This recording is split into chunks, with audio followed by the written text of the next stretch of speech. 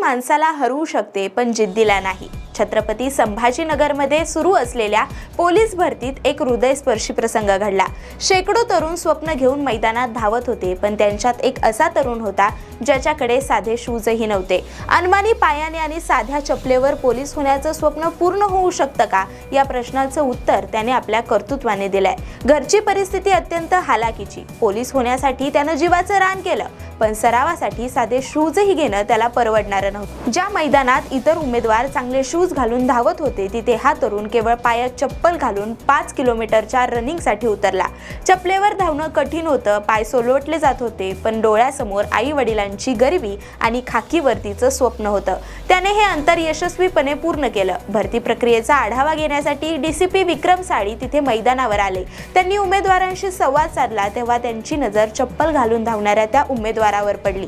साहेबांनी जवळ बोलून विचारलं, तू चपलेवर का धावलास? तेव्हा त्याने जे उत्तर दिलं ते ऐकून तिथे उपस्थित असलेल्या प्रत्येकाच्याच डोळ्यात पाणी आलं। साहेब, शूज घ्यायला पैसे नव्हते, घरची परिस्थितीही नाहीये, पण पोलीस होण्याचं स्वप्न आहे, ते मी पूर्ण करणारच, असं तो म्हणाला। त्या तरुणाची परिस्थिती ऐकून डीसीपी विक्रम साळी भावुक झाले। त्यांनी क्षणाचाही विलंब न करता आपल्या खिशातून पैसे काढले आणि सहकाऱ्यांना त्या मुलासाठी नवीन शूज आणायला पाठवले। काही वेळातच समोर पांढरे शुभ्र शूज आले।